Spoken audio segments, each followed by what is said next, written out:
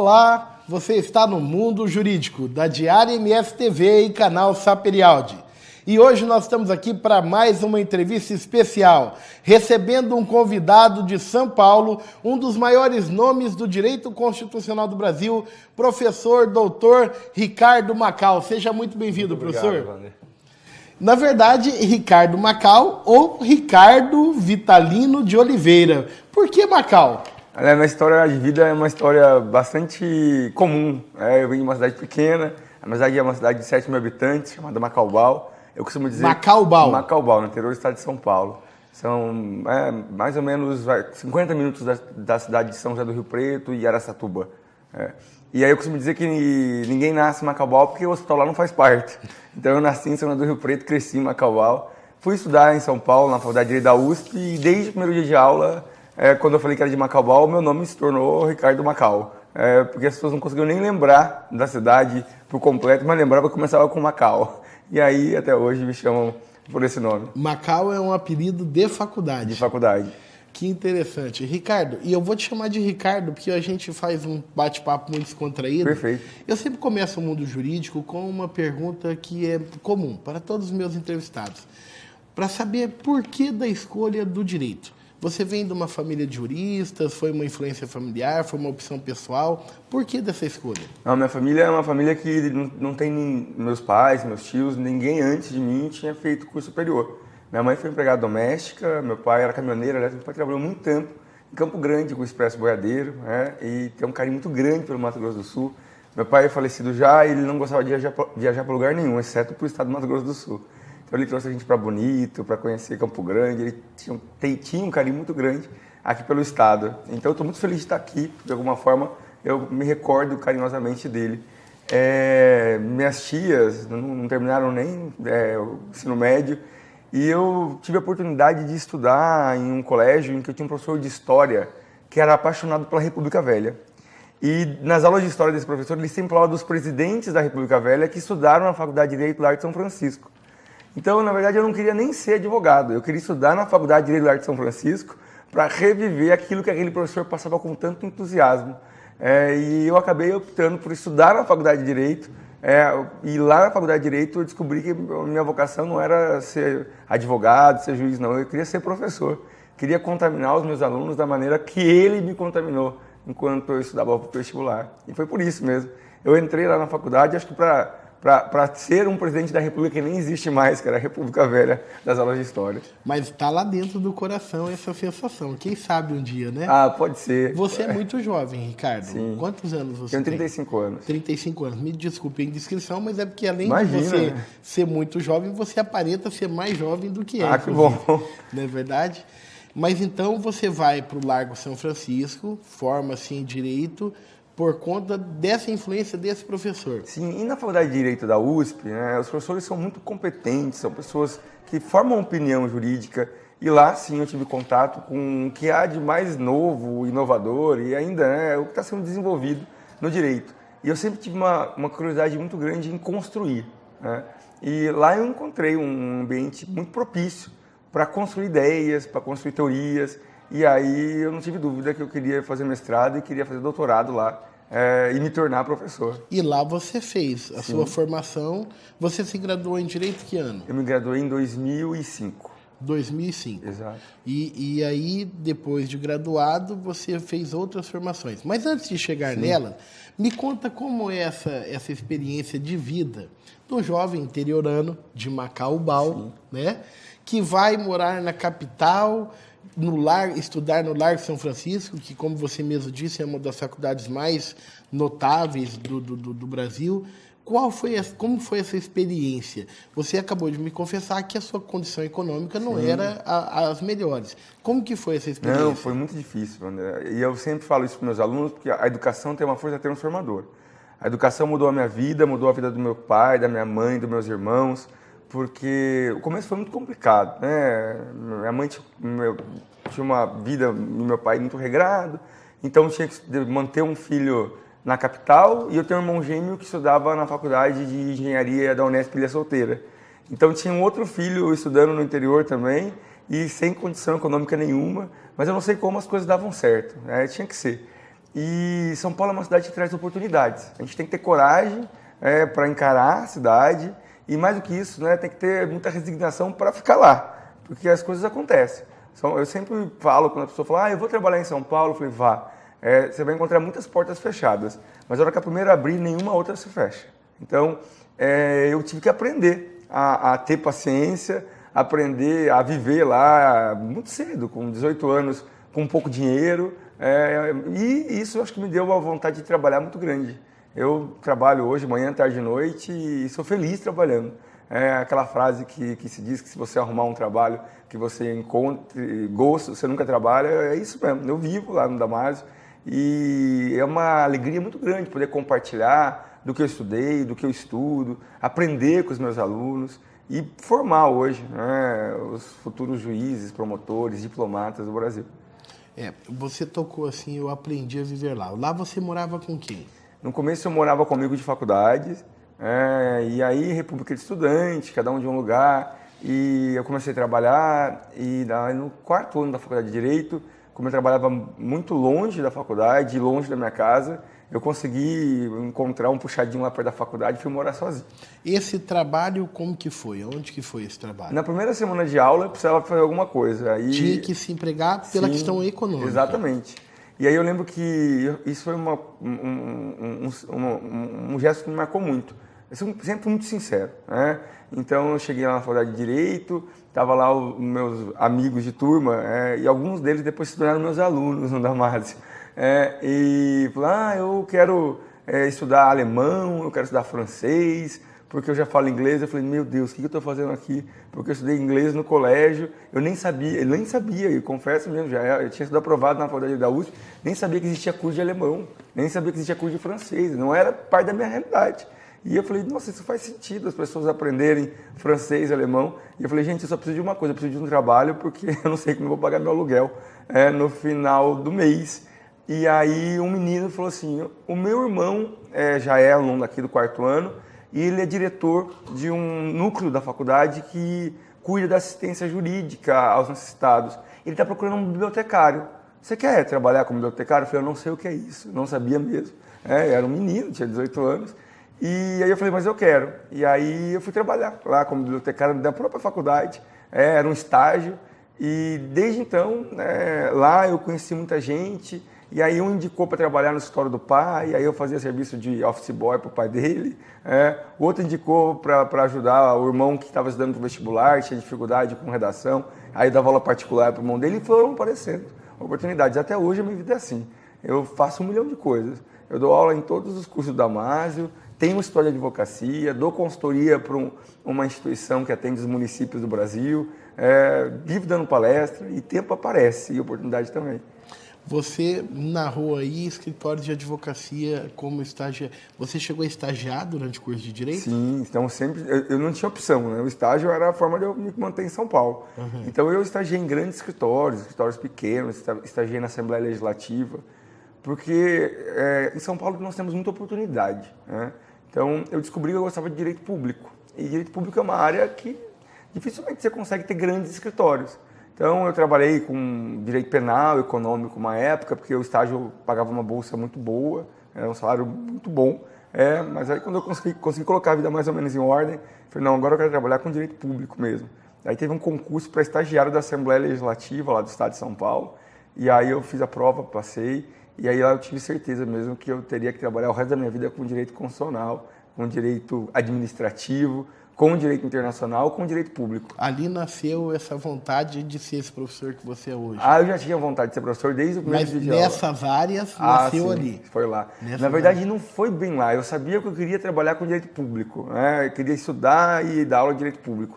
Mas eu não sabia qual área do direito público. Eu sempre gostei muito da organização do Estado.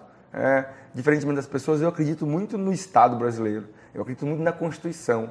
Hoje tem um sentimento de descrença, é muito fácil falar mal das instituições, mas desde cedo eu aprendi a admirar a nossa Constituição, o que ela trouxe de ganhos para o país desde 88, e procuro visualizar e mostrar aos meus alunos o que essa Constituição tem de bom, embora, claro, que tem muito para ser aperfeiçoado. Mas eu não sabia se eu ia trabalhar com direito constitucional, com direito administrativo, com direito tributário. Aí no 5º ano da faculdade de Direito, eu tive uma professora de Direito Constitucional Estadual, que era muito boa. E aí eu lembro que eu assisti a primeira aula dela e falei assim, meu Deus do céu, onde essa mulher estava escondida nessa faculdade, que ninguém ia falar dela, era uma professora muito discreta, muito competente, e eu nem sabia que ela existia. Aí depois me falaram, não, ela está se aposentando aqui na Faculdade de Direito da USP, pela ordem de nomeação nos concursos de ingresso, os professores mais antigos escolhem as turmas. E todos os professores querem dar aula no 5º ano, quando os alunos estão formados praticamente, conseguem discutir temas mais maduros, e ela dá aula no 5º ano. Aí eu falei, eu quero então fazer mestrado com essa professora.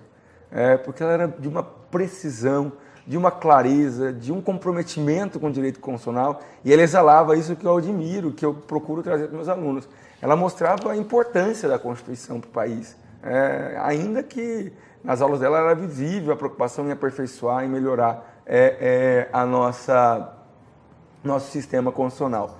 Aí meus amigos que nunca acreditaram muito em mim falaram assim, não, você não vai conseguir fazer mestrado com ela, porque essa é a professora mais séria do departamento.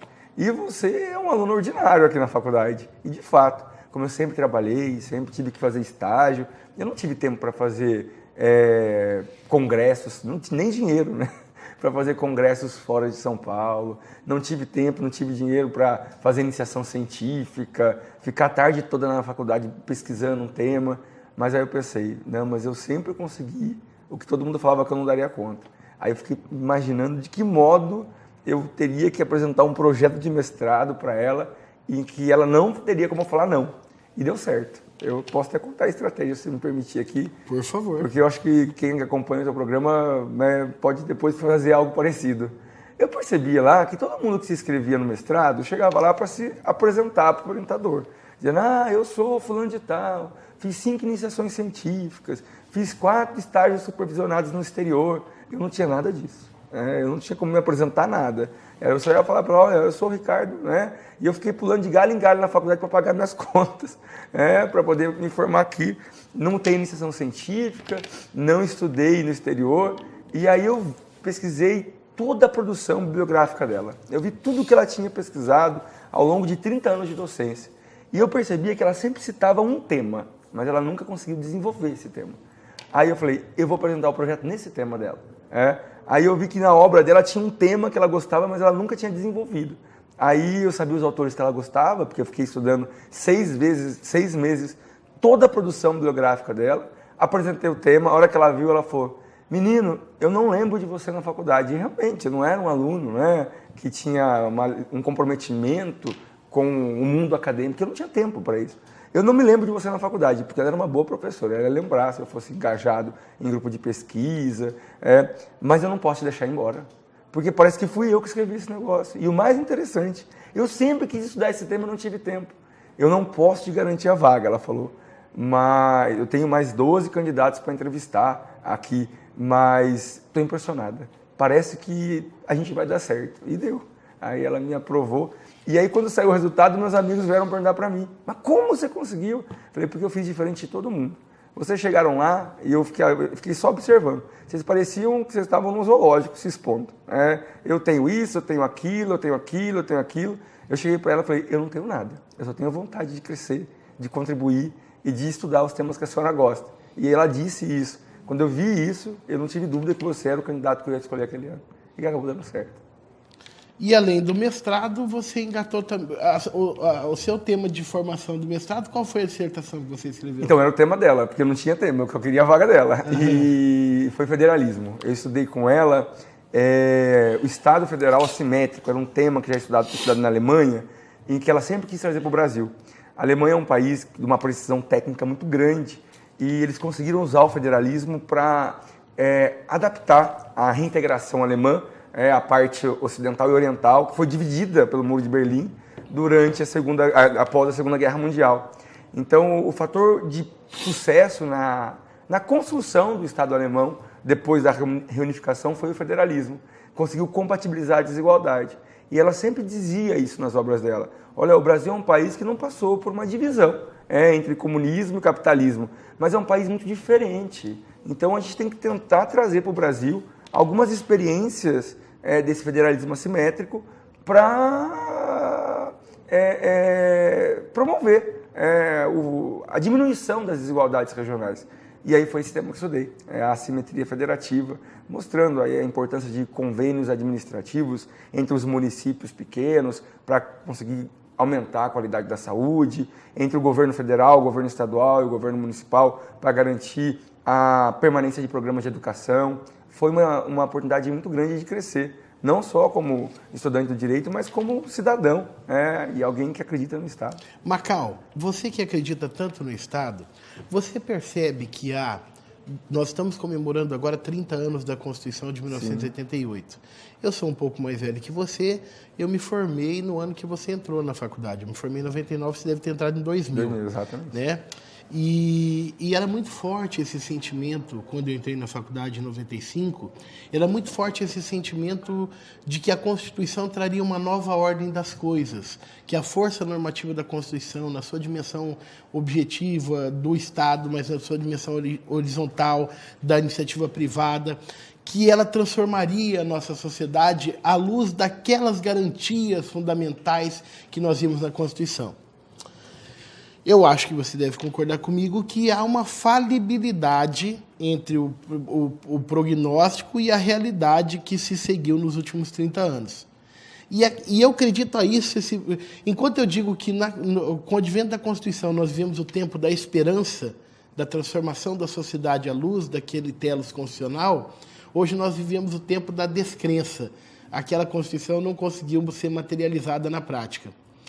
Bom, como sair desse ambiente de descrença, desse ambiente que nós vivemos hoje, em que há quem defenda, inclusive, uma nova Constituição, como se fosse resolver um problema que a mim me parece não está na Constituição, mas nos agentes políticos que não implementaram seus propósitos. Como que você enxerga esse grande problema que a gente tem hoje na sociedade? Olha, Wander, a tua pergunta é uma pergunta muito sensível.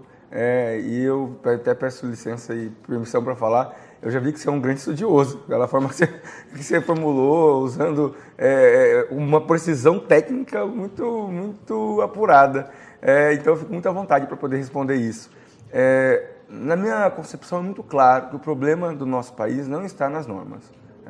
O Brasil tem normas jurídicas, a Constituição em especial, muito bem elaboradas. Foi pensada, foi discutida. A Constituição de 88 foi elaborada no momento em que o país exatamente sabia o que não queria. Nós tínhamos vivido um regime opressor, nós tínhamos vivido uma crise econômica muito grande. Daí a Constituição ter sido feita naquele contexto em que ela se tornou uma promessa de desenvolvimento e ela trouxe instrumentos para isso. Valorizou os poderes do Estado, criou um efetivo sistema de freios e contrapesos, teve a preocupação de colocar lá na parte final dispositivos sobre a ordem econômica, sobre a organização da sociedade, da família. Então, a nossa estrutura normativa, ela foi feita, ela foi gerada, ela foi concebida como um projeto futuro e que deve ser concretizado. O grande problema está nas instituições que aplicam a Constituição. Muitas delas ainda estão presas a concepções anteriores a 88, reproduzindo práticas governamentais que não se coadunam com a Constituição, e não digo só apenas não em aspectos de corrupção, de crime organizado, no que diz respeito à lavagem de dinheiro, mas mesmo em ignorar os instrumentos que a Constituição estabelece. Por exemplo, em deixar de observar o papel da moralidade na legitimação dos atos administrativos. Eu acredito que uma preocupação preventiva dos órgãos públicos em atender à moralidade seria um eficiente mecanismo para evitar a corrupção. Ao elaborar um ato administrativo e em se preocupar não apenas com a legalidade, com a forma, mas ainda na elaboração, no respeito com a moralidade, seria um eficiente mecanismo para que não houvesse margem depois, na hora de aplicar o ato administrativo, para práticas delitivas. Também acredito que o problema e a descrença do país seja exatamente isso, a falta de investimento do próprio Estado, que está preso a ideias anteriores, a essa concepção normativa que nós temos, em formar os agentes. Eu tenho amigos que são aprovados em concurso público, alunos do Damásio, o Damásio aprova, né? Todo dia a gente tem aluno aprovado lá, e tomam posse, às vezes fazem um curso de uma semana e já passam a ter responsabilidades muito grandes nos cargos que ocupam, sem receber a efetiva formação. Do outro lado, eu tenho uma experiência muito próxima, porque eu trabalho desde 2008 com esse concurso específico, com os alunos aprovados na diplomacia, no Instituto Rio Branco. Eles ficam 1 ano e meio estudando lá em Brasília. Eles têm estágios supervisionados em todos os departamentos do Ministério das Relações Exteriores. Eles fazem viagens de campo para conhecer a realidade brasileira de norte a sul do país, de leste a oeste. E quando começam a trabalhar, começam exatamente preparados e sabendo o que devem e o que não devem fazer como agentes diplomáticos. Eu sempre dou esse exemplo.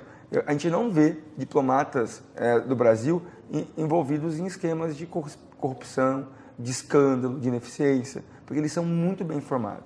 O grande problema é que são apenas 26, 30 por ano, enquanto a gente compara com o resto do funcionalismo público, que a gente tem aí milhares ingressando anualmente no serviço público sem essa formação. Eu já ouvi uma crítica dizendo que o Itamaraty é a burocracia de Estado melhor preparada do nosso país. Faz sentido isso, eu não tenho dúvida. É um corpo, por isso chama corpo diplomático, porque eles realmente trabalham focados no mesmo propósito. A gente fala que o Itamaraty, ele não cuida da política de governo, né? Porque muda o governo, sai governo, eles cuidam da política de Estado. Eles defendem o que o Brasil tem como objetivo, como foco em matéria de relações internacionais. Como que fica a questão da separação, da autonomia dos poderes e a relação internacional quando você percebe, por exemplo, em algumas operações policiais, o Ministério Público formando convênios internacionais de colheita de prova, de correspondência com entes de outros países, sem que isso passe pelo Itamaraty? Como que você enxerga isso? Essa foi uma pergunta que fizeram ontem na palestra aqui na Unigran. Aliás, eu fiquei muito feliz em ver uma aluna da Faculdade de Direito da graduação aqui de Dourados preocupada já com cooperação internacional em matéria de investigação criminal. Porque esse é o tema que a gente estuda hoje no direito internacional. Esse é o tema hoje mais debatido, mais estudado e que ainda precisa ser desenvolvido. O Itamaraty, ele tem uma preocupação grande em formar diplomatas para atuar em matéria de relações diplomáticas, ou seja, para atuar em matérias que envolvem cooperação política entre Estados soberanos. Os diplomatas brasileiros, em sua grande maioria, estão preparados para firmar tratados internacionais, para atender demandas de ministros de estados de outros países, estão preparados para representar o Brasil perante organizações internacionais, matérias estruturais. Ele consegue, por exemplo, ao sentar numa mesa de negociação, saber exatamente se para o Brasil uma proposta de tratado sobre o clima que determina, por exemplo, a eliminação de uma fonte de energia é ou não é viável, porque o Brasil talvez não vai ter como substituir essa fonte. Esse é o papel do diplomata. Ele é formado pelo Instituto Rio Branco e depois pelo próprio Itamaraty para pensar no Brasil como um todo. Eu me lembro, por exemplo, de um ex-aluno meu do CLIO que contando que numa conferência sobre clima eles estavam preocupados em criar novas fontes de energia. E aí ele falou, olha, o Brasil não tem a menor possibilidade de investir nisso, porque o Brasil tem uma política de Estado e de construir usina hidrelétrica. E uma usina hidrelétrica, para ser construída, ela tem uma vida útil, às vezes de 40, 50 anos. É uma mega obra, é impossível. E aí eu me dei conta do quão importante era para o diplomata conhecer a geografia, que é cobrada na prova dele, conhecer a economia, que é cobrada na prova dele, a política internacional, porque é muito complexo celebrar um tratado e vincular o país. Mas aí, voltando para a tua pergunta da questão da investigação e a atuação hoje do Ministério Público e da Polícia Federal, é que hoje o direito internacional evoluiu muito. Ele deixou de ser um direito de burocratas, de chefes de Estado. Hoje o direito internacional está na nossa vida. Nós temos tratados que cuidam da liberdade de imprensa, que cuidam da liberdade de expressão, do direito à saúde e que cuidam também da cooperação jurídica internacional, da produção de provas, da rapidez em executar atos processuais. E os Estados soberanos perceberam que o jeito mais eficiente para garantir uma rapidez na colheita de provas, na investigação criminal, não é usando os meios convencionais do direito internacional, mas é fortalecendo as instituições nacionais.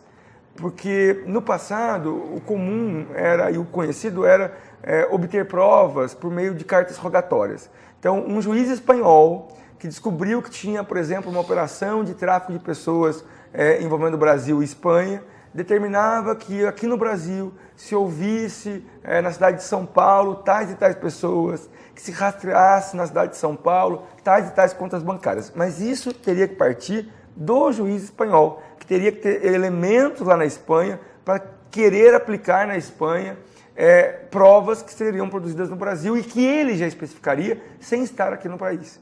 E aí, nesse meio tempo, teria que passar pelo STJ, o STJ concedia o exequatur e aí cumpria no Brasil. Hoje não. Hoje o direito penal internacional ele tem investido muito no chamado auxílio direto. Então, eles perceberam que é muito mais interessante, muito mais eficiente, muito mais inteligente e rápido estabelecer que cada país vai indicar uma autoridade central em um tema específico, ou para lavagem de dinheiro, ou para tráfico de pessoas, ou para tráfico de drogas, e sempre que um outro país estiver atuando nessas matérias com reflexo internacional, comunique essa autoridade central brasileira e diga: eu estou analisando um processo aqui na Espanha que envolve tráfico de pessoas. Aparentemente, eu tenho informações que tem tais e tais pessoas envolvidas no Brasil. Vocês podem me auxiliar com o que vocês conseguem no país? E aí a autoridade central brasileira, que geralmente ou é a Polícia Federal, ou é o Ministério Público Federal, pode ser também o Departamento de Cooperação Internacional do Ministério da Justiça, decide, de acordo com aqueles elementos de prova ainda muito pouco consistentes, informados, quais medidas serão tomadas aqui. Por isso que hoje a gente tem a atuação em matéria de crime organizado internacional, nos crimes transnacionais, de outros órgãos que não apenas do Itamaraty.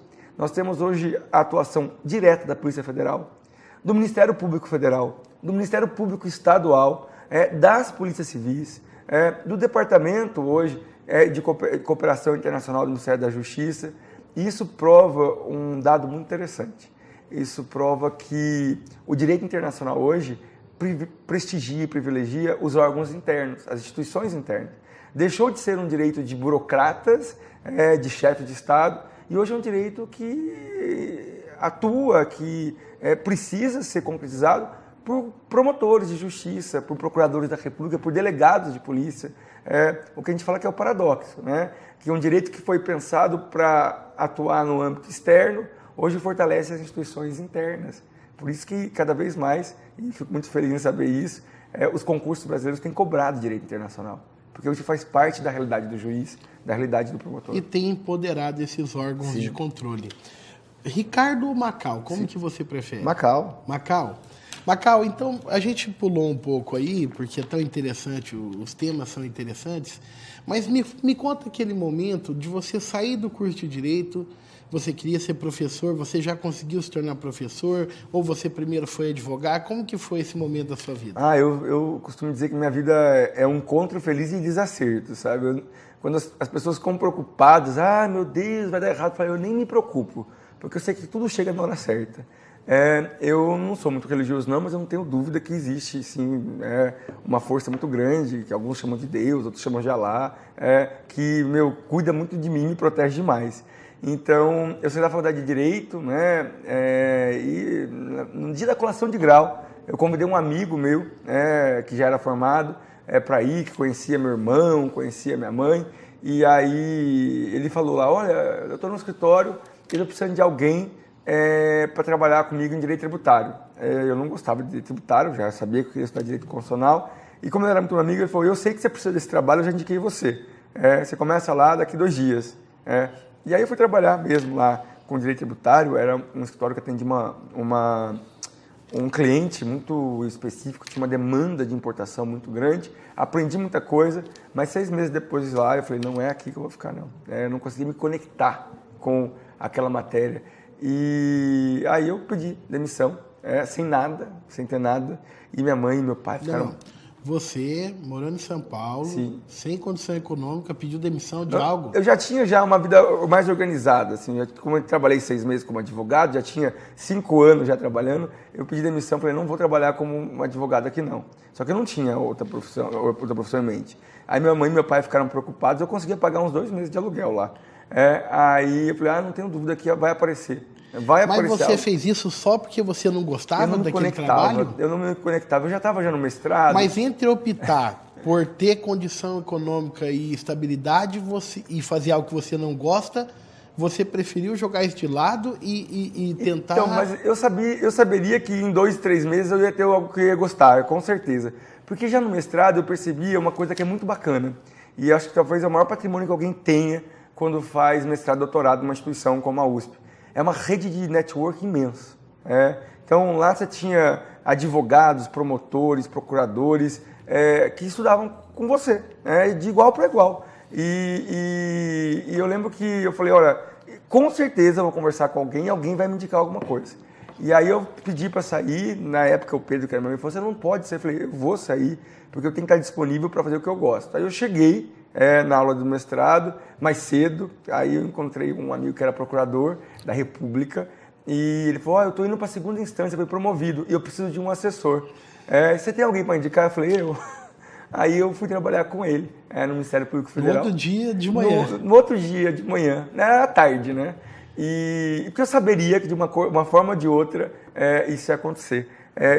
Porque nesses 6 meses de mestrado já tinha visto muita oportunidade aparecer lá. E eu falei, não é o que eu quero mesmo. Eu lembro que no escritório eles falaram, a gente paga mais para você ficar. Eu falei, não, mas eu não quero mesmo, não. Eu já estava, na verdade, encantado já com o direito constitucional. Eu queria trabalhar com aquilo, né? E eu acho que naquele momento eu acho que eu me empoderei demais. Eu posso até usar essa palavra. Eu já sabia que o que eu tinha adquirido de conhecimento ia me trazer aquilo que eu buscava. E aí eu fui trabalhar como assessor jurídico da Procuradoria Regional da República. E lá eu trabalhei com temas muito interessantes, como direito à saúde, a efetivação, no começo, né, das ações afirmativas para afrodescendentes em concurso, nesses temas transformadores mesmo. Lá eu me encontrei. Gostei muito de trabalhar lá. E de lá eu saí depois para me tornar professor em regime de dedicação exclusiva. Sim, então esse momento você ficou quanto tempo lá? 1 ano e meio. 1 ano e meio. Aí, quando é que você entra para a sala de aula para realizar o grande sonho lá do 2º grau do professor de História? Então, aí eu já estava qualificado no mestrado, trabalhando lá, só que eu tenho uma energia muito grande, assim, eu sou uma pessoa muito elétrica, eu falo demais, eu não consigo ficar parado, e eu comecei a ficar muito cansado dessa vida de gabinete, de entrar às 9 da manhã, sair às 7 da noite, e os processos começaram a se repetir, porque começa a se repetir. O judiciário é isso. Eu admiro muito o juiz e promotor, porque são pessoas que são devotadas mesmo, né? Porque depois de 2, 3 anos trabalhando, né, no dia a dia forense, as matérias são as mesmas. E eu precisava mais, eu queria ver coisa nova, eu queria construir. E talvez isso era ainda imaturidade, porque eu era novo, tinha 24 anos de idade. E aí eu fui jantar com uma amiga minha, que ela tinha feito faculdade de Direito comigo, lá na USP. O pai e a mãe eram desembargadores do TJ. E ela tinha largado tudo para abrir uma rede de franquias de loja de sabonete. E estava muito feliz. E aí eu comentei com ela no almoço, eu falei, olha, eu estou lá no MP Federal, gosto muito de lá, mas já não está dando assim, né? Ela falou, mas você não precisa de dinheiro. Eu falei, mas eu aprendi a viver com pouco, qualquer coisa eu sei que eu consigo me virar. E era um bom salário mesmo que o MP pagava. Eu lembro quando ele falou do salário de assessor lá, que eu falei que ia trabalhar com ele, ele falou, eu pago tanto, tá bom para você? Eu falei, meu filho, você pode pagar metade disso aí que eu tô feliz. Então eu consegui me organizar bem nesse tempo, né? Trabalhando lá 1 ano e meio. E aí ela deu para fazer uma boa poupança. Sim, deu. Aí ela falou uma coisa para mim, nesse almoço, falou assim, olha, meu pai e minha mãe ficaram 6 meses sem falar comigo, quando eu disse para eles que eu não seria igual ao meu irmão, que é juiz, que reproduziu a carreira deles, que um dia vai ser desembargador.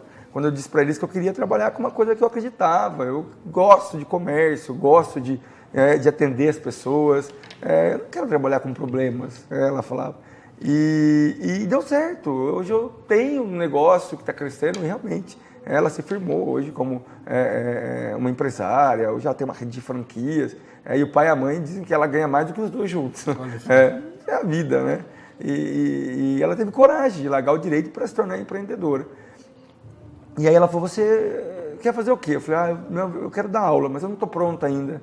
Ela falou, você nunca vai estar pronto, até você entrar na sala de aula. Aí eu falei, mas todo mundo diz que, se eu for dar aula eu vou ganhar muito pouco em faculdade, eu não tenho mestrado. Ela falou, mas é o teu caminho. Eu que não gosto de direito, queria ter uma aula com você. Porque você é uma pessoa que tem uma energia bacana, ela é meio espiritualizada.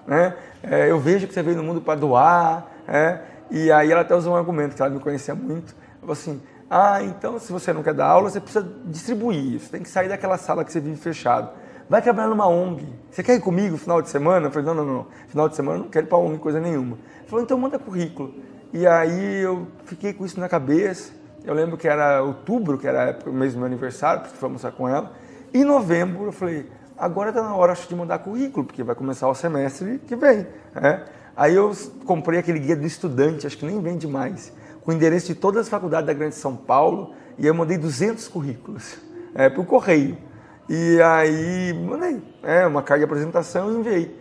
E aí ninguém respondia, mas eu falei, então não era para ser mesmo, acho que não vou me tornar professor. E na primeira semana de janeiro, quando virou o ano, foi impressionante, assim. 4 faculdades me ligaram. E eu fiz a prova de aula nas 4, as 4 me contrataram. E eu não sei, eu acho que elas tinham combinado entre elas. Eram nos horários que eram compatíveis, assim, foi fechando. E aí eu comecei a dar aula manhã, tarde e noite nessas 4 faculdades, sem experiência. E eu lembro que a primeira aula que eu dei foi de uma matéria que eu estudei e tinha estudado muito pouco. Eu tive que aprender para dar essa aula, que era direito ambiental. Não sou ambientalista, mas eu estudei, era a oportunidade de dar aula, eu queria dar aula. E eu lembro que a hora que eu entrei na sala de aula com medo para dar aula de direito ambiental, eu comecei a dar aula e falei, é isso. Eu senti que aquilo era meu. E eu não consigo explicar esse sentimento. Mas eu falei, eu sou professor. E aí minha vida deu certo e deslanchou demais. 6 meses depois eu estava contratado já num curso CLIO, que é o curso da Masa Carreira Internacional, e me tornei professor de curso para concurso em dedicação exclusiva. Aí você deixou as universidades? Fui deixando aos poucos. Foi deixando aos poucos. Fui deixando aos poucos. Macau, eu acho interessante, eu já entrevistei muita gente aqui no mundo jurídico, e as histórias de vida são muito similares. Então chega no momento que você começa a identificar uma fórmula, começa a identificar um iter comum. Flávio Martins me narrou algo muito parecido com o que você estava falando. Outras pessoas, comigo isso aconteceu. Quando entrei, quando você começa a dar aula como professor substituto de universidade, você dá qualquer matéria, a matéria que está vaga. Exato. Aí vem direito ambiental, vem registros públicos, essas coisas que não tem professores comuns naquela carreira, e você pega, você fala, não, eu vou entrar. Porque uma hora eu vou dar aula de constitucional, e quando eu entrar em constitucional eu não saio mais. Não saio mais, aí eu pego, puxo a camisa. Que eu precisava exatamente isso. Mas como que foi essa contratação? Porque aí você entra na Damásio Cursos Jurídicos, que é simplesmente uma das maiores, se não a maior talvez, empresa de cursos, mais renomada. Tem uma passagem interessante no Damásio. Quando eu me formei em 99, só tinha o presencial. Sim. Né? Não tinha o telepresencial. E o Damásio era coqueluche. Você tinha que formar em direito aqui, se tivesse condição econômica, ir para São Paulo, estudar 1 ano, 2 anos lá para passar nos concursos. Como que foi você entrar nesse momento? Então, também é interessante, né? A minha vida é um encontro de desencontros, né? Eu tive essa orientadora lá no mestrado que mudou minha vida. Ela foi um anjo na minha vida. Eu sempre que vejo ela, tenho contato com ela, depois ela me orientou no doutorado, eu falo, professora, eu não sei nem como agradecer. Ela falou, menino, eu sempre fiz o meu papel. Eu falei, não, a senhora fez mais que isso. A senhora transformou minha vida. A senhora me deu a oportunidade de ser mestre, doutor pela USP, e depois minha irmã se tornou professora. Na minha cidade, hoje, eu tenho vários amigos que seguiram depois o estudo da pós-graduação, e eles falam que inspirado em mim. Eu fico muito feliz em saber isso, porque eu não tive ninguém para mim, eu nem sabia como é que se tornava professor. E eu me encantei com as aulas dela e queria continuar estudando com ela, era isso. Eu acho que eu sempre fui um aluno carente de professor, por isso eu procuro ser um bom professor, porque eu me encantei com o professor de História, fui fazer a faculdade de Direito da USP, me encantei com a professora de Direito Constitucional, fui fazer mestrado com ela. Eu espero que meus alunos tenham um pouco disso comigo, mas ela sempre me atendia na casa dela, muito disponível, ela morava perto da minha casa, lá em São Paulo, e um dia ela falou, Ricardo, eu vou me aposentar aqui na USP, e eu tenho muito livro no meu gabinete, eles têm uma sala lá deles, cada professor tem a sua sala, eu queria que você escolhesse os livros que você tem interesse, porque eu quero deixar isso para quem vai usar. Aí eu já falei para ela com aquela ideia de quem é do interior, eu quero tudo. Eu quero tudo, eu quero que se a senhora leu é coisa boa. Ela falou assim, eu imaginava que você ia mesmo pedir isso, então você pode ir lá, eu já vou deixar avisando, é muita coisa, você vai levando aos poucos. E aí eu lembro que eu fui lá e eu nunca encontrava ela no departamento, era sempre na casa dela. Aí eu vi um anúncio, era assim, curso preparatório para carreira diplomática, contrata professor de Direito Constitucional, com mestrado e doutorado pela USP. Era o curso Clio, que hoje faz parte da Damaso. E aí eu não tinha mestrado ainda, eu estava terminando meu mestrado. E dava aula em 4 faculdades. E aí eu falei para um amigo meu, eu falei assim, você terminou o mestrado, tem uma vaga para professor que tem mestrado e doutorado, manda você. Ele falou, não, eu não tenho doutorado não. Aí ele falou, que curso é esse? Eu falei, é o curso Clio. Ele falou, eu não conheço esse curso não, eu não vou mandar. Aí eu pensei, gente, eu não tenho nada a perder, eu vou mandar meu e-mail, meu currículo por e-mail. Aí eu lembro que eu mandei um e-mail assim, olha, eu vi o anúncio, eu queria, antes de você abrir meu currículo, informar 2 coisas. Eu não tenho mestrado, não tenho doutorado, eu estou concluindo o mestrado na USP e eu dou aula em 4 faculdades, eu tenho o sábado de manhã livre para dar aula. Mas foi coisa de 2 minutos, veio a resposta. Olha, você pode dar uma prova de aula amanhã? Aí eu falei assim, posso, e era um sábado, era numa sexta-feira que eu tinha mandado. Aí eu cheguei lá, o coordenador falou assim, na verdade eu quero ver só como é que você se porta, porque na minha concepção você está contratado. Eu falei, como assim? Ele falou, alguém que manda um e-mail dizendo que só pode trabalhar no sábado de manhã porque deve ser bom de trabalho. Isso me chamou a atenção no teu e-mail. A tua sinceridade, a tua disposição e o fato de você trabalhar demais e querer mais trabalho. Eu preciso de gente assim aqui. Porque a gente tem uma demanda muito grande de aula, tem professores que não têm agenda, e eu vi que você é uma pessoa disponível dentro das tuas possibilidades. Então faz a prova de aula. Aí eu fiz a prova de aula e comecei a trabalhar no Clio. Que antes não tinha ligação com o Damaso, porque o Damaso depois comprou o Clio. E aí eu fiquei chocado, porque eu era professor de faculdade e não conhecia o universo de concurso. Não conhecia mesmo. A faculdade, os alunos estão lá para começar a aprender o direito. Aí eu comecei a dar aula no outro sábado. Nessa semana, eu liguei para um amigo de faculdade que tinha acabado a faculdade. Na verdade, durante os 5 anos da faculdade, ele estudou para se tornar diplomata, por conta própria. Ele não trabalhou, de uma família que tinha uma condição econômica muito razoável. Ele estudou, acabou a faculdade e tornou-se diplomata. E aí eu liguei para ele. Eu falei, Rodrigo, eu acabei de ser contratado para dar aula num curso para carreira diplomática, você foi aprovado no concurso ano passado. Eu queria que você me desse umas dicas, cara, o que eu tenho que falar lá? Aí ele falou, que curso que você vai dar aula? Aí eu falei, chama curso Clio. Ele falou, impossível. Eu falei, como assim? Esse é o melhor curso do Brasil, você não tem como dar aula lá. Porque ele não tinha estudado no Clio, porque era muito caro, era uma coisa muito distante da realidade dele. Eu falei, não, mas é esse curso sim. Ele falou, não deve ter algum erro. Não é tal curso que era o concorrente do Clio. Não é tal curso. Não era. Eu falei, ele falou assim, então, meu filho, então vai, reze bastante, porque você vai ver o nível dos alunos. E eu fiquei chocado quando eu cheguei para dar aula no Clio. E aí tudo que eu falava, os alunos anotavam. Tudo eles anotavam. E eu falei, não posso falar nada errado, porque se eu falar alguma coisa errada, os alunos vão saber se está errado ou não. Eu dei a primeira aula no Clio sem orientação mesmo, porque eu não sabia como era o universo do concurso.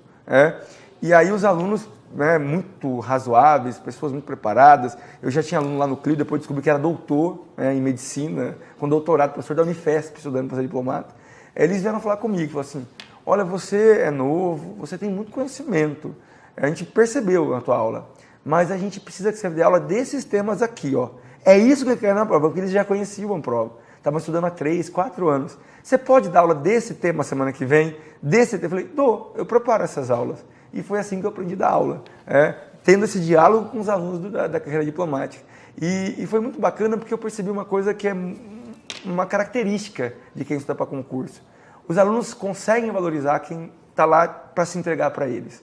Porque eles não criticaram a minha aula, porque embora eu tenha dado a primeira aula de um tema que não foi útil para eles não pediram para o coordenador me demitir, eles foram lá e falaram, a gente precisa que você traga tais e tais temas para a gente. Ainda falaram, se você puder, você pode dar uma olhada na prova passada, retrasada, para ver como é que cai isso? E eu entendi o recado. Aí eu pensei, olha, para ficar aqui eu vou ter que decorar essas provas inteiras, é o que eu faço até hoje.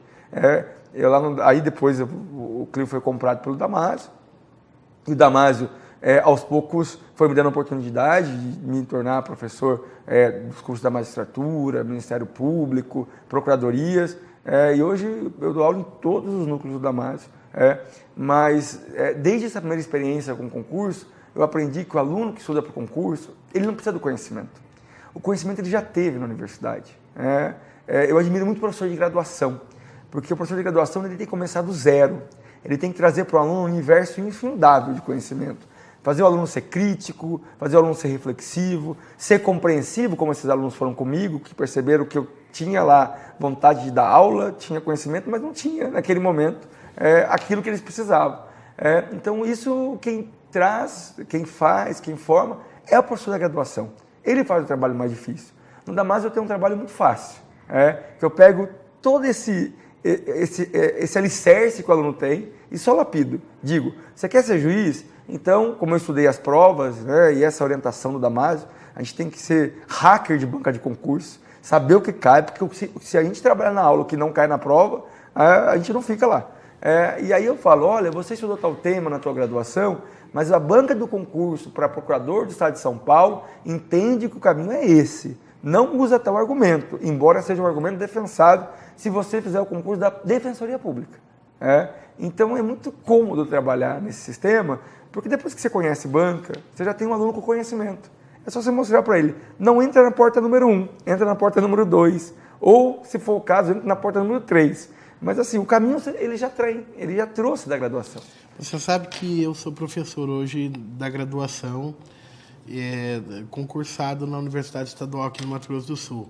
Sim. E você relatou aí até uma angústia para quem é professor hoje. Porque é uma dificuldade para a gente que o aluno entenda que a graduação não pode ser o cursinho. Exato. E que o cursinho, por outro lado, jamais será uma graduação. Exatamente. E que ambos coexistem em espaços diferentes e ambos são legítimos. Porque, na verdade, a graduação a gente tem que fazer esse despertar crítico. É o trabalho mais difícil. A formação jurídica base do aluno. É isso. E aí, às vezes, hoje, como a OAB se presta no 5º ano, o aluno quer fazer cursinho e acha que a graduação... mas isso aqui... Mas ali está a formação crítica, teórica, principiológica, e é uma angústia para a gente. Eu sou muito sincero no Damásio, né? O pessoal aqui do Damásio Dourados, que me fez o convite, sabe disso. Eu não minto para aluno, porque eu descobri que quando você mente para aluno, a tua cabeça é queimada em praça pública no dia seguinte. Aluno que estuda para concurso é um aluno que ele sabe exatamente o que ele precisa, porque ele conhece a prova, ele faz a prova, ele sabe que é difícil. Então, quando, por exemplo, chega um aluno da OAB e fala assim, na faculdade de Direito eu não tive essa matéria. Eu falei, na verdade, na faculdade de Direito você aprendeu a raciocinar. Você teve, sim, algo muito mais importante do que eu vou te ensinar aqui. Eu estou aqui trazendo o gabarito da prova. E agora eu vou te dizer outra coisa. O que você aprendeu na faculdade de Direito, você não vai esquecer nunca mais.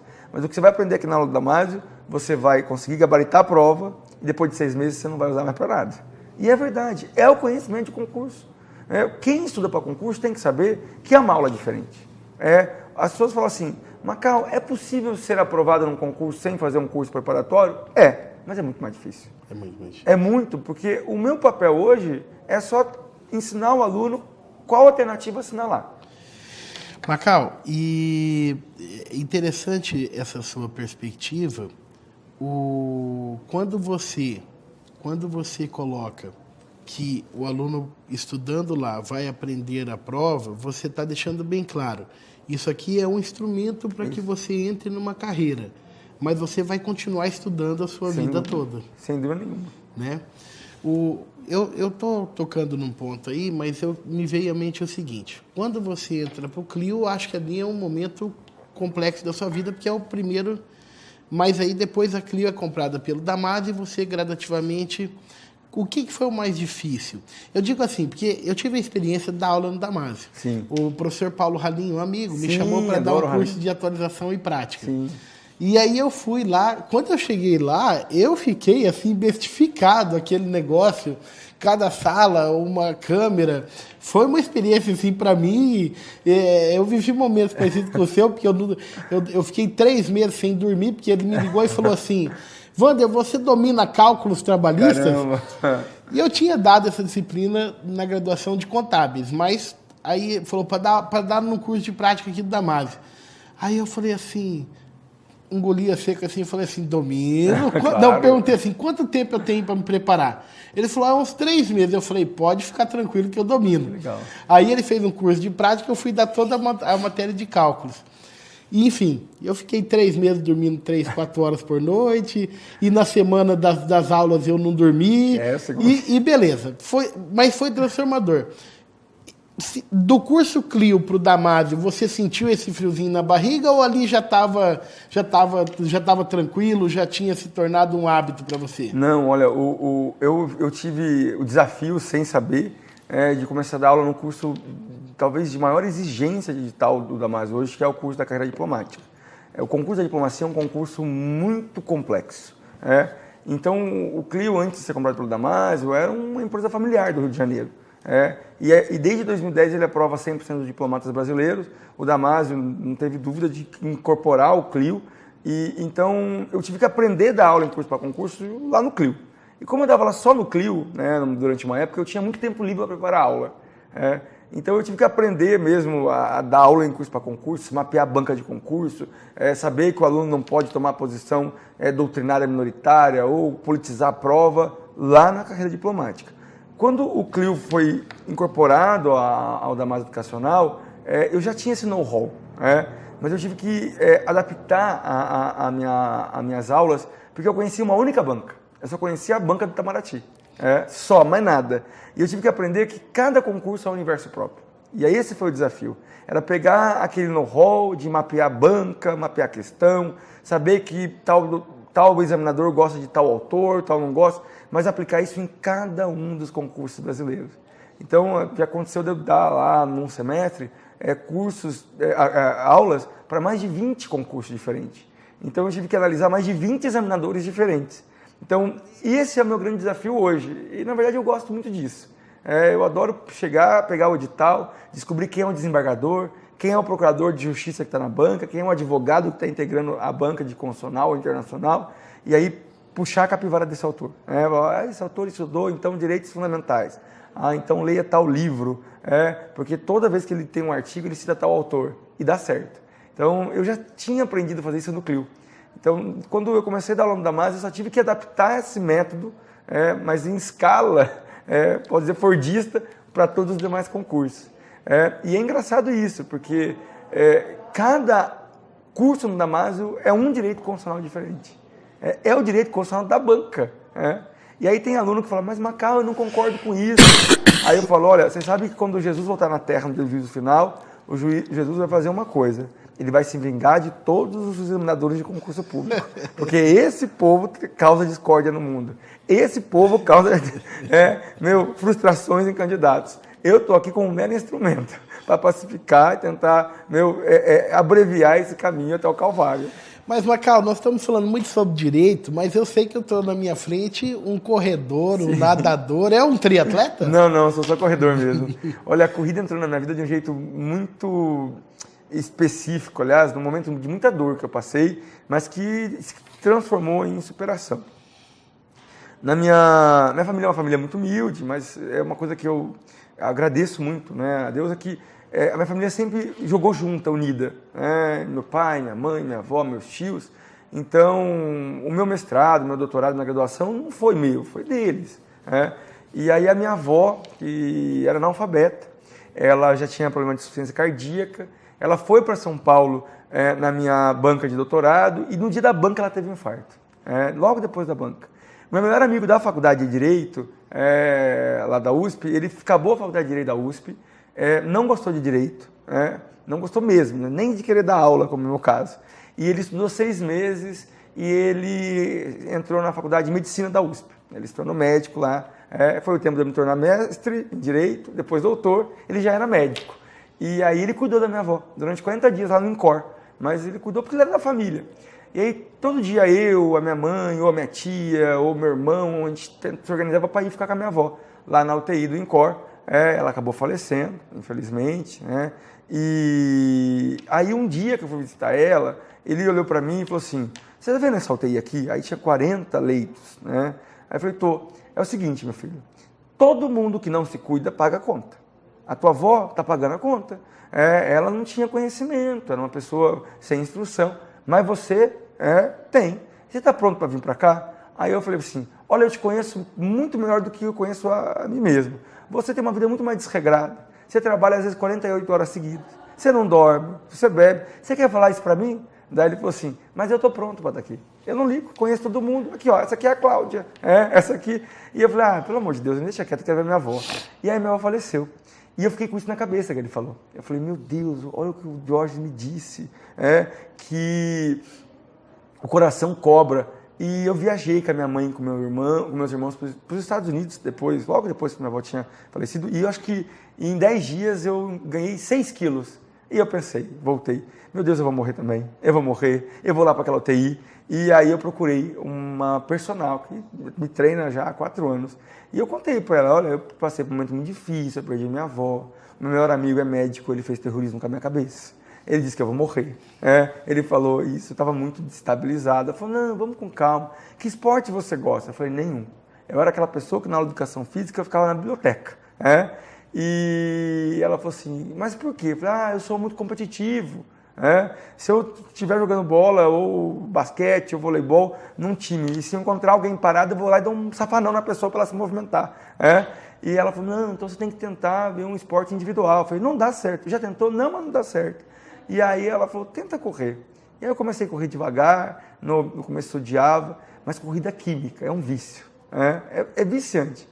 E aí, depois de uns 3, 4 meses, eu comecei a ter prazer em correr. E aí ela me deu algo que eu acho que foi a virada em que a corrida se tornou algo presente na minha vida e eu não quero perder isso nunca mais. Ela disse, já que você aprendeu a correr, agora você tem que ter meta. Você teve meta na tua vida, você fez faculdade de Direito, você fez mestrado, fez doutorado, depois queria ser professor. Você tem que colocar meta. Você já pensou em correr uma maratona? Eu falei, quantos quilômetros são uma maratona lá? 42. Eu falei, impossível. Isso não é humano. Eu não vou correr. E uma meia maratona? Aí eu falei assim, quantos são? Ela falou, é só você dividir por 2. Eu falei, tá, 21. Aí eu falei, não é difícil. Aí ela falou, mas olha, eu tenho aqui fulano de tal, que é aluno da academia, que também tinha uma vida igual a tua. E ele colocou uma meta de 1 ano e meio correr uma meia maratona num país. Eu acho que ele foi para Portugal. Você não gosta de viajar? Procura uma cidade que você queira ir daqui a 1 ano que tem uma meia maratona. E aí eu lembro que eu queria muito ir para a Holanda nessa época. E era a época que eu iria que tinha meia maratona. Eu falei, gente, isso só pode ser um sinal. Aí eu, na loucura, fui lá e me inscrevi nessa meia maratona.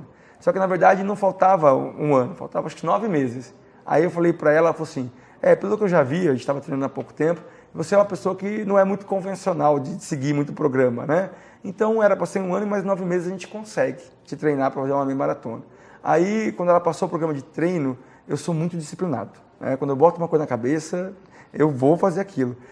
E eu comecei a treinar periodicamente para essa corrida daí há 9 meses e peguei um gosto absurdo por corrida. E eu descobri que em 3 meses dali tinha uma meia maratona no Rio. Aí eu me inscrevi escondido dela e para correr essa meia maratona no Rio. Eu falei, eu vou conseguir, fiz os cálculos lá e eu corri. A hora que ela corri, terminei a prova com quase 3 horas.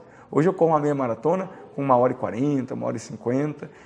Eu mandei uma foto para ela, ela falou, você é maluco, eu vou te internar. Como é que chama teu amigo médico mesmo? E eu, depois disso, eu consegui colocar a corrida na minha vida. Fui correr a meia maratona em Amsterdã.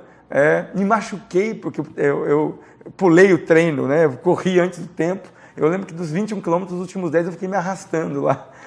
Mas concluí, quase 4, mas concluí. E aí depois, cada vez mais corri. Hoje eu adoro correr maratona inteira, de 42 quilômetros. Eu estou indo na semana que vem correr a maratona em Berlim. Eu vivo endividado, viu? Eu gasto todo o meu dinheiro com passagem aérea. O pessoal fala, mas você viaja demais. Não, eu não viajo não. Na verdade, eu pago parcela. Eu não parcelo em 2, não. Eu parcelo em 12. Porque isso me dá eu acho que força para aguentar essa rotina caótica de aula. Eu acordo 5 da manhã para treinar, todo dia. Quando eu não consigo acordar cedo porque tenho que dormir tarde, eu não almoço para treinar. Mas isso me deu uma qualidade de vida muito grande, assim. É uma delícia. Não, e eu não fico doente, eu falo isso, as pessoas falam, eu tô gripado, eu não sei o que é gripe, porque eu acho que o teu organismo se adapta, né? E o resultado final, vou contar, esse meu amigo que fez direito comigo, é médico, agora é meu aluno do Clio, está estudando para ser diplomata, e toda vez que eu vou correr ele fala, eu não deveria ter aberto minha boca aquele dia na UTI, porque eu criei um monstro, eu perdi meu amigo, socorre! Socorre. Macau, nós estamos chegando ao final do nosso programa e tem um momento aqui muito constrangedor para mim, mas é que eu sou obrigado a fazer, é o diretor que me obriga. Eu não posso pular com o Macau, diretor? Tem como eu... Macau, olha só. É o momento que eu tenho que te pôr em panos quentes.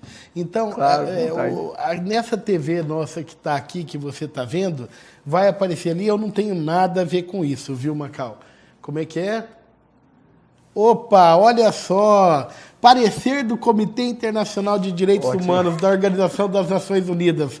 Tem força vinculante no Brasil, Macau? Eu achei que você fazer uma pergunta muito mais comprometedora.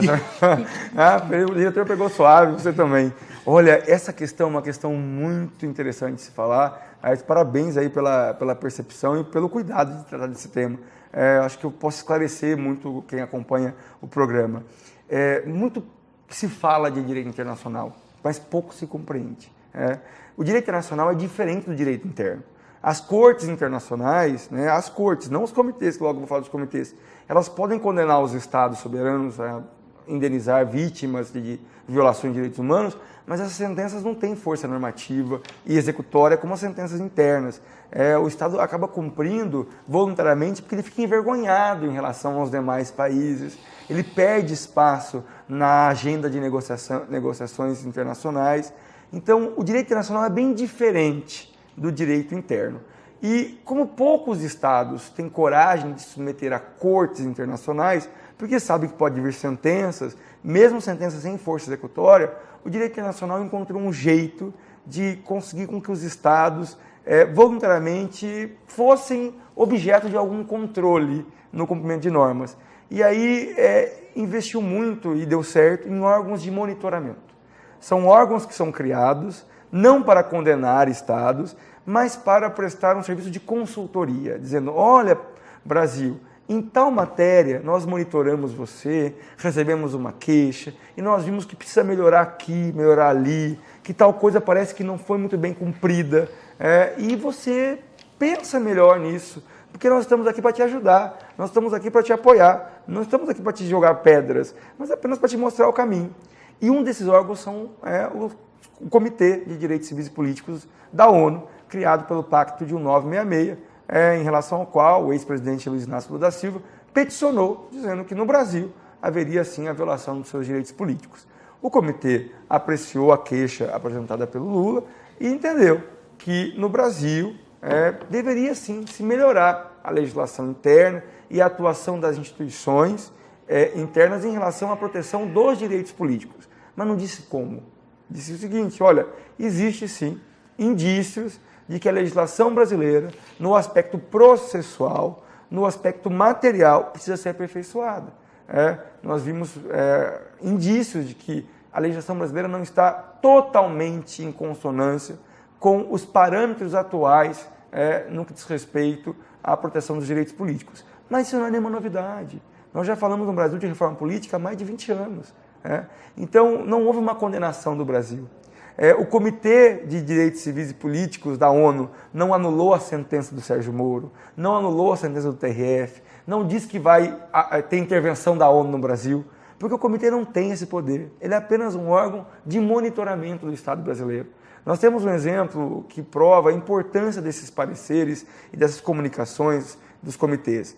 Um outro comitê, que é o comitê, na verdade, um outro órgão de monitoramento, na verdade, é a Comissão de Direitos Humanos, que tem uma função análoga em relação a esse comitê que foi acionado pelo ex-presidente Lula, há uns 10 anos recebeu uma queixa de uma brasileira, chamada Maria da Penha, dizendo que no Brasil havia, sim, uma demora do Poder Judiciário na apuração de atos de violência doméstica. Ela tinha sido vítima de agressão há mais de 15 anos, o processo dela não tinha sido concluído, e que no Brasil não havia um compromisso muito sério em coibir esses atos. Aí a Comissão Interamericana de Direitos Humanos fez um relatório dizendo, olha Brasil, você precisa cuidar desse tema. É verdade, olha, existe uma queixa de uma brasileira que sofreu um ato de violência doméstica, ficou paraplégica, e que ainda não tem solução. E aí nós recomendamos que você adote medidas internas para combater a violência doméstica. Foi feita a Lei Maria da Penha. Então o Legislativo se sensibilizou, percebeu que isso era uma verdade, acatou a recomendação da comissão e fez uma legislação interna. Então, o que a gente pode esperar que aconteça dessa comunicação que foi feita pelo Comitê da ONU, não é uma intervenção da ONU no Brasil, a ONU intervém só em questões humanitárias. Nós temos aqui na Venezuela uma crise humanitária visível que não se cogita de intervenção da ONU. Não é uma anulação da sentença do TRF4, não é uma anulação da sentença do Sérgio Moro. É talvez um fôlego, uma esperança de que, a partir dessa comunicação, se faça uma efetiva reforma política no país, que as eleições se aperfeiçoem ainda mais, que o Poder Judiciário trate de questões eleitorais com uma preocupação um pouco maior, mas não que haverá aí a reversão do que já está decidido e aparentemente vai transitar em julgado. Excelente, foi muito bem na primeira. Agora vamos para a segunda. Como é que é, diretor?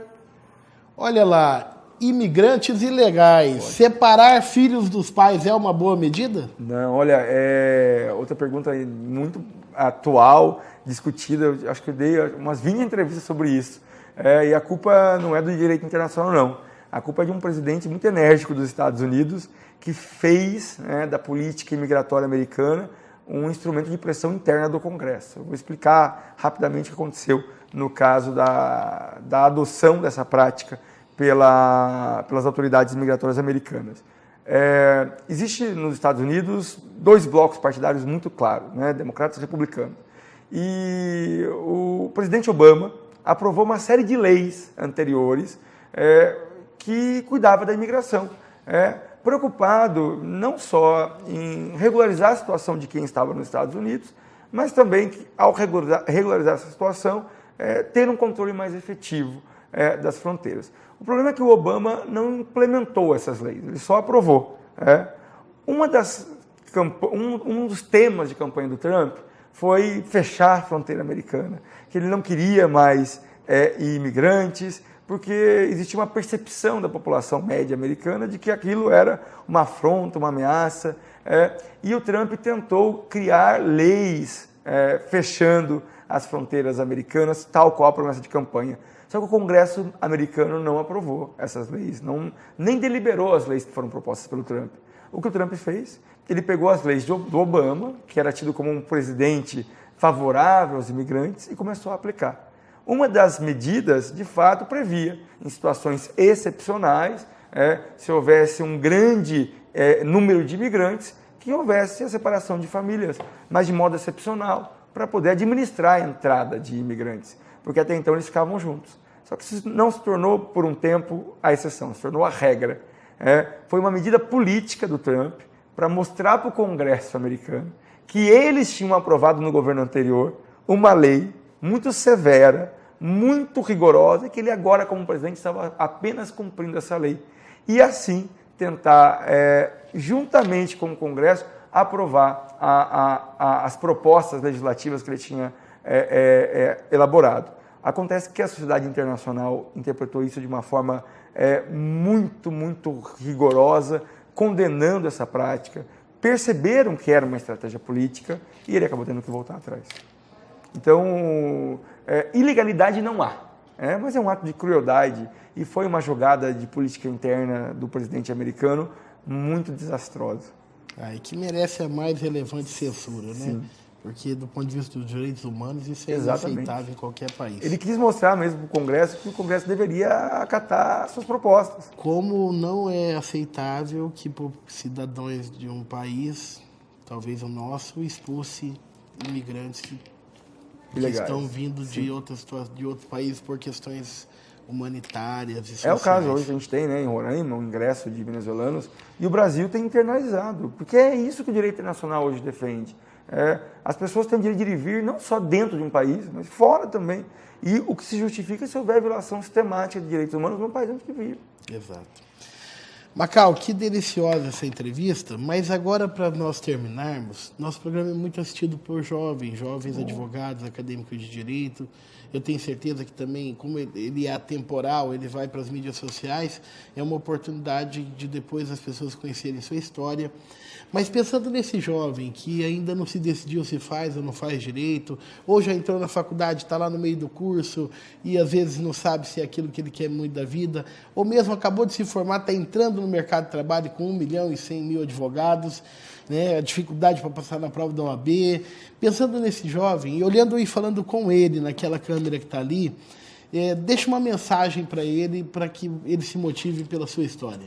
Olha, o segredo do sucesso é um só, é preparação. A pessoa tem que estar preparada. As oportunidades da minha vida sempre chegaram na hora certa. E eu sempre consegui desenvolver meu trabalho, eu sempre consegui abraçar essas oportunidades, porque eu tinha me preparado antes. Então, de fato, o mercado de trabalho hoje não é o mais favorável. Hoje, a situação do país é uma situação muito complicada, mas o segredo para que você enfrente isso sem preocupação, enfrente isso sem medo do que vai ser na tua carreira como advogado, como professor, como juiz, é estar preparado. Então, prepare-se muito. Aproveite não só a graduação, mas depois as oportunidades que hoje nós temos no direito de se especializar, de fazer mestrado, doutorado, de se preparar em cursos de atualização em prática, porque uma hora você vai receber uma oportunidade de se desenvolver como profissional, como pessoa. E você só vai conseguir fazer isso se você estiver preparado. É impossível se preparar depois que a oportunidade chega. Você tem que se preparar antes dela chegar até você. Macau, que honra recebê-lo aqui no Mundo Jurídico. Muito obrigado. Muito obrigado. E você esteve aqui no Mundo Jurídico da Diário MS TV e o canal Saperi Áudio. Até a próxima.